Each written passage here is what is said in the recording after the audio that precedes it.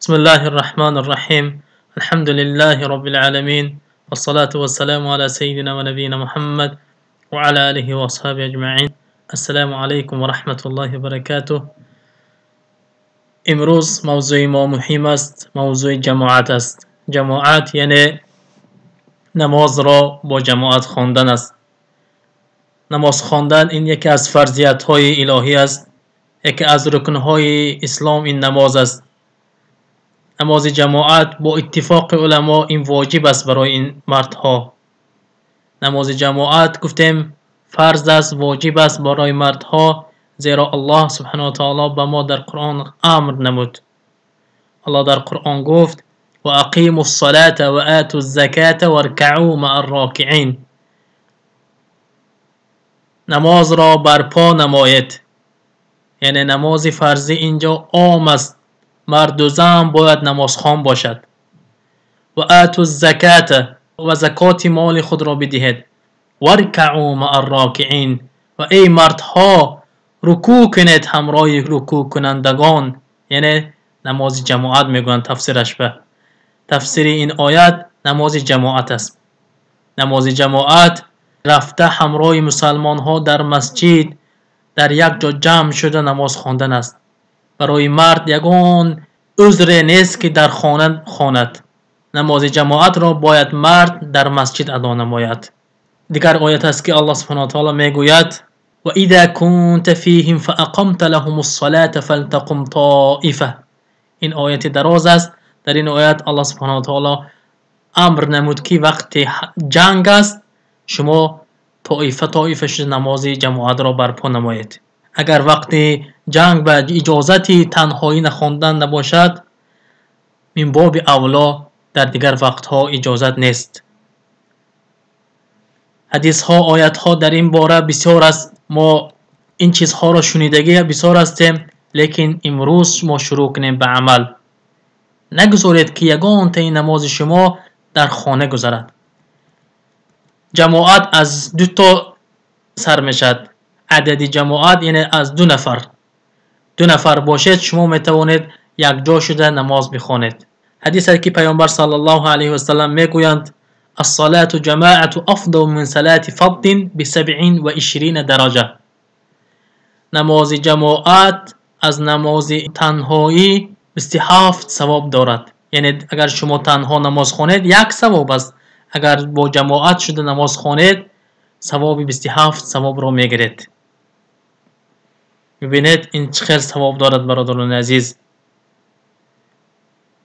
در دیگر حدیث آمده است که پیامبر صلی الله علیه و سلم میگویند ان صلاة الرجل مع الرجل ازکى من صلاته وحده. در این حدیث پیامبر صلی الله علیه و سلم میگویند نماز یک مرد تنهایی بهتر است، خوبتر است از دو مردی که جمع شده نماز میخواند. یا دوام حدیث میگویند 3 تا 4 تا همین خیل ذکر کردن. چقدر عدد بسیار شود همون قدر ثواب بسیار میشد.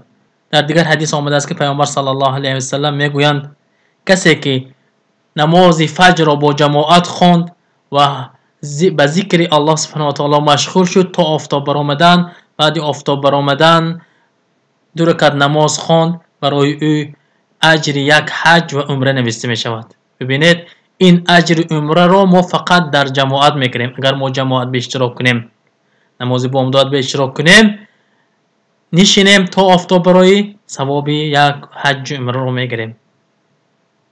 و اینچنین نماز جماعت دلالت به تمام شب قیام اللیل کردگی که برابر است. پیامبر در حدیث میگویند کسی که نماز خفتن را در جماعت خواند گویا که نیم شب را قیام اللیل کرده است، و کسی که نماز بامداد را با جماعت خواند گویا که نیم شب دیگر را با نماز تهجد خوانده است. یعنی شما اگر نماز جماعت را در خفتن و در بامداد اشتراک کنید شما گویا که تمام شب قیام اللیل کردید.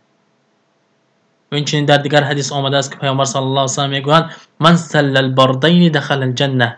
کسی که دو نماز را، نماز بردین این بامداد و خفتن است، با جماعت خواند داخل جنت می شود. آیا من شما نمیخواهیم داخل جنت شویم؟ برای همین حرکت کنید برادران عزیز، هیچ وقت نماز جماعت را ترک نکنید و این چنین شدید سخت است که پیامبر صلی الله علیه و سلم میگویند که کسی که به نماز جماعت حاضر نمی شود خانه هایشان را آتش زنید. ببینید امروزها مردم از این عبادت بزرگ دور شدند. به نفس خود جهاد کنید. شما باید نفس خود را تربیت به نماز جماعت کنید. نگذارید که نماز شما تنها در خانه باشد. مسجد رفتن، در مسجد خواندن این ثوابی خیلی بزرگ است که پیامبر صلی الله علیه و سلم گفتند که کسی که قلبش به مسجد میل است فردا روز قیامت الله سبحانه و تعالی او را به سایه عرشش میگیرد. رجل معلق قلبه فی المساجد، دل کسی که به مسجد میل دارد او را الله سبحانه و تعالی به سایه عرشش فردا روز قیامت میگیرد. آیا این چیز را نمیخواهید شما؟ پس حرکت کنید، نگذارید که نماز در خانه باشد. پیامبر صلی الله علیه و سلم به نابینا اجازت ندادند که در خانه اش نماز خواند. نابینای نزد پیامبر صلی الله علیه و سلم آمد گفت به من یگان یاردمچی نیست که مرا به مسجد آورد، آیا میتوانم در خانه بخوانم؟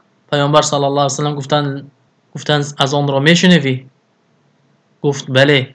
پس پیامبر گفتند صلی الله علیه و سلم فعجب، باید اجابت نما، به نماز بیا. ببینید به نابینا رخصت نیست که در خانه اش بخواند. پس شما به نفس خود چی رخصت میدهید که در خانه بخوانید؟ از خدا بترسیم من و شما و باید حرکت کنیم که نماز ما هر وقت در نماز جماعت باشد. حدیث ها آیت ها در این موضوع بسیار است، چقدر صحبت کنیم کم است. از الله سبحانه و تعالی میپرسم که دلهای ما را به محبت مسجد زیاده گرداند و قلبهای ما را دائما روان به مسجد کند و ما را از جمله جماعت مسجد گرداند. و صلی الله علی سیدنا و نبینا محمد و علی آله و اصحابه اجمعین.